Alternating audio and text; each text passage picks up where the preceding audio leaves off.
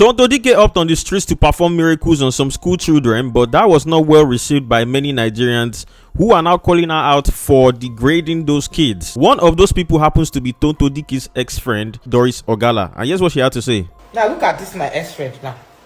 I know that if I say this, now people will say I'm attacking her. No, this is not an attack.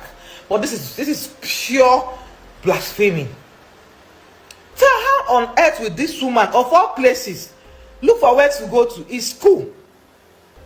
To go and carry students to do experiment, set camera, and start delivering the students. I don't understand. Even Very Dark Man had something to say.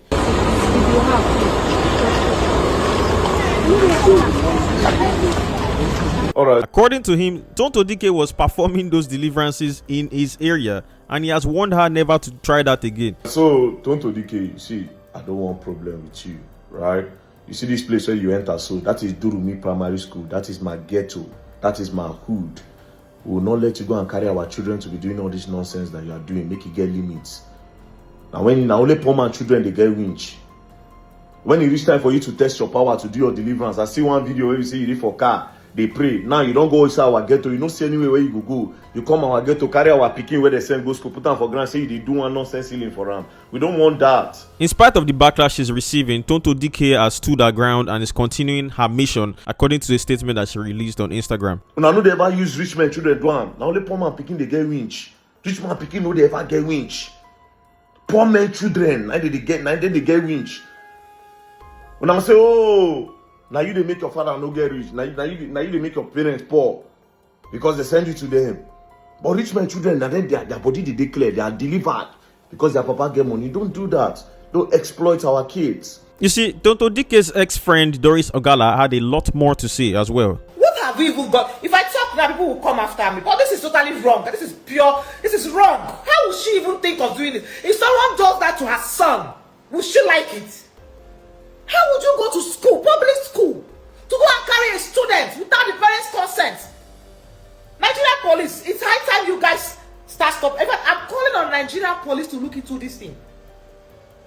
Where is NAPTIP? Who are the people in charge of children? How do you guys normalize this kind of thing? Of all the places this evangelist thought that she will go and perform her first deliverance at school, where were the principals? Where were the teachers in that school? Who authorized this? What are we teaching the younger generation? And your mom's camera to perform that shenanigan and call it deliverance with your nails. Yes, the full video of Tonto Dikeh delivering the schoolgirls. Get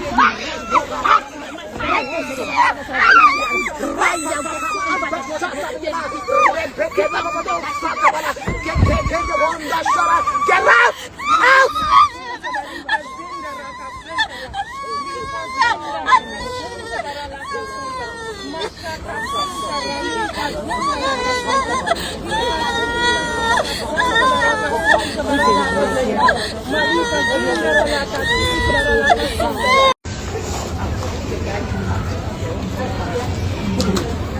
Look at me. Out. I say out. Now.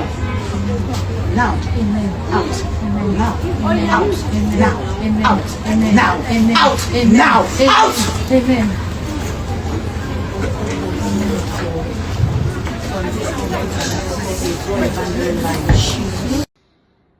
Go and deliver your son if you want to do that thing. Take it to your child. Deliver your child. Don't take that to my ghetto. Please. I'm begging you. Those children where they see so, we they try to give them orientation, say, okay, yes, maybe they go to that school. That school, now we go renovate them. That was a very big project for us last year. Now we go renovate and renovate the classrooms, renovate the toilet and everything. That front side, that project, that time we spent over 30-something million to take one. That front side, now it make me complain, want to make video, that time when they do election. Say you cannot remember to renovate our schools, but you remember when you want to do election. Now you don't know say ghetto children dey. Now anytime when I want to do fake NGOs, when I go remember ghetto children, when I use and take get views, I use and get donations. Now you want to do your healing. Now you they carry the thing, they come our ghetto. Don't do that. Don't do that. Don't do that. Don't go to Durumi to do that, please. Don't be giving them all those orientation. We are trying to eradicate those things that people preach, that there's something disturbing them. What did you deliver the picking from? What did you deliver them from? Only you for Nigeria. Don't do actress.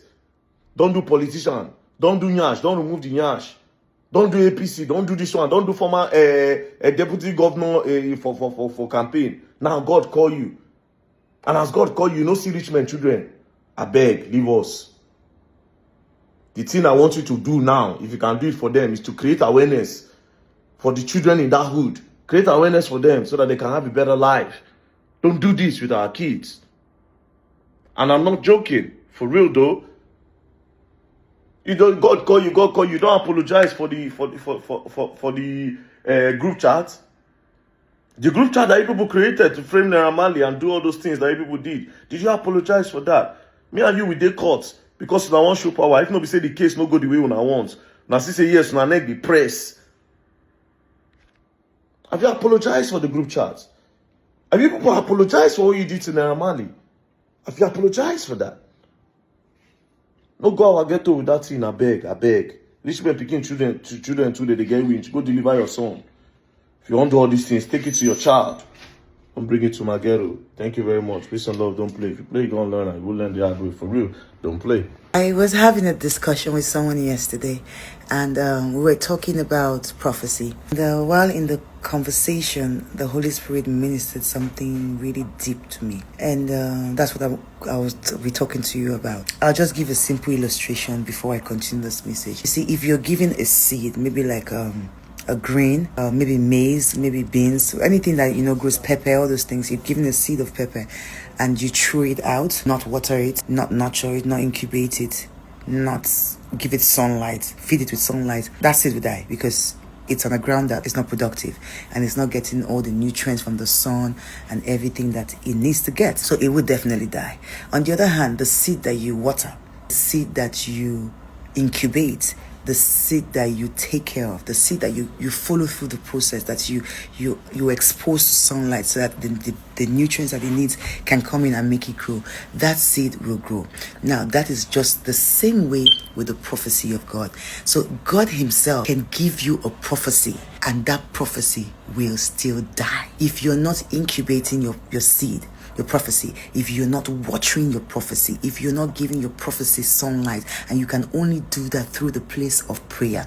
If you're not doing that, any prophecy upon your life will die. Even if God came down himself to say, my daughter, this is what I prophesy upon your life. 2026, that you are going to be unstoppable, you're going to be great, you're going to preach my word, you're going to own this, you're going to that. So if you do not critically execute the nutrients that it needs to grow, which is by your prayer, you cannot do it without prayers.